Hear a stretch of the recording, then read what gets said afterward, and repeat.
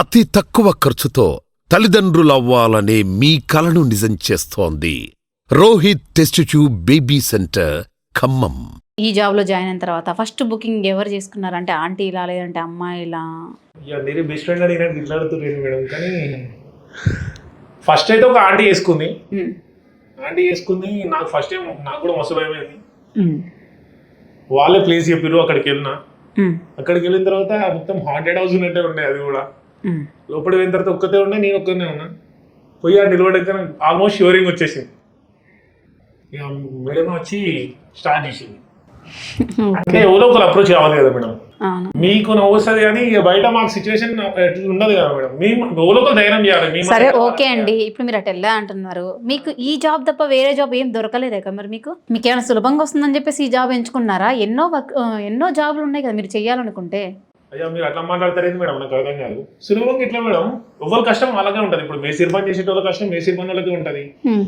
మీరు చెప్పినట్టు నేను కూడా మేసిర్ పని ఇవి చేసుకోవచ్చు కదా మేడం. కానీ నాకు ప్రాబ్లం ఏంటంటే, అరే నేను చదువుకోలేదు, 9th క్లాస్ వరకే చదివినా. ఏడ జాబ్ చేసినా కానీ శాలరీలు ఎక్కువ ఇస్తలేరు. మేసిర్ పని చేస్తే ఇస్తారు, బట్ నా ఏజ్కి ఇప్పటి నుంచి మేసిర్ పని చేస్తే అంటే నాకు చిన్న గోల్ ఉంది మేడం. ఏజ్ ఎంత అంటే అసలు మీదే? 24 మేడం. 24 years. ఒక 2 years ఇది చేసి ఏదైనా ఒక చిన్న బిజినెస్ పెట్టుకుని నా లైఫ్ నేను సెటిల్ చేసుకోవాలి అని నా ఆశ మేడం. ఇప్పుడు నుంచి మేసిర్ పని చేసి మొత్తం లైఫ్ అంతా డ్యామేజ్ చేసుకుని, ఇప్పుడు మా ఇంట్లో నేను మేసిర్ పని చేస్తున్నాను తెలిసింది అనుకో, వాళ్ళు ఇబ్బంది పడతారు. ఇప్పుడు నేను ఇక్కడ ఉండి ఒక చెల్లెకి పెళ్లి చేసిన మేడం, ఈ వర్క్ చేసి 2 years లోనా? అసలు ఈ వృత్తిని ఎంచుకొని ఎన్ని ఇయర్స్ అవుతుంది మీరు? 2 years అవుతుంది మేడం. 2 years అవుతుంది. 2 years లో పంత సంపాదించారా? మీకంటే ఒక ఏజెన్సీ ఉంటుందా ఏమన్నా? ఉంటది మేడం, కాకపోతే అందరికి షో ఆఫ్ కనిపించదు. అది ఇట్లా ఎట్లా అంటే నెట్వర్క్. అంటే లేడీస్ ఉంటారా, ఏజెన్సీ వాళ్ళు జెంట్స్ ఉంటారా?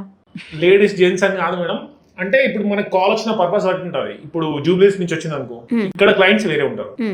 ఇప్పుడు హబ్సిగూడ నుంచి వచ్చింది అనుకో, అక్కడ క్లయింట్స్ వేరే ఉంటారు. ఇక్కడ దిల్సునగర్ నుంచి వచ్చింది అనుకో, ఇక్కడ క్లయింట్స్ వేరే ఉంటారు. ఇప్పుడు ఒక్కొక్క ఏరియాకి ఒక క్లయింట్ ఉంటాడు సపరేట్. ఆ క్లయింట్ కాల్ చేస్తాడు, మీరు ఫ్రీ ఊర్రా ఈరోజు డేట్ కి అని చెప్తే, ఎస్ ఫ్రీగానే ఉన్నామంటే డేట్ ఫిక్స్ చేస్తారు. అంతా ఒక ప్రాసెస్ ప్రకారం నడుస్తుంది. అంటే మీకంటే ఏమైనా సపరేట్ గా రూమ్ ఉంటుందా, లేదంటే వాళ్ళే రెంట్ పే చేస్తే ఏమైనా సపరేట్ గా రూమ్ ఇస్తారా? మాక్సిమం ఈ ఓయో రూమ్స్ ఉంటాయి మేడం, ఏం ప్రాబ్లం ఉండదు. ఓయో రూమ్స్ ఉంటాయి మాక్సిమం. లేదు కొంతమంది అఫీషియల్స్ కూడా ఉంటారు మేడం.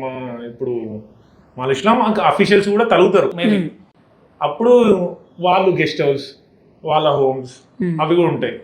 అప్పుడు మాకు కూడా కొంచెం భయం అవుతుంది, కానీ ఇక వాళ్ళు పిలిచిర్రు అన్న ధైర్యానికి వెళ్తాం మేము కూడా.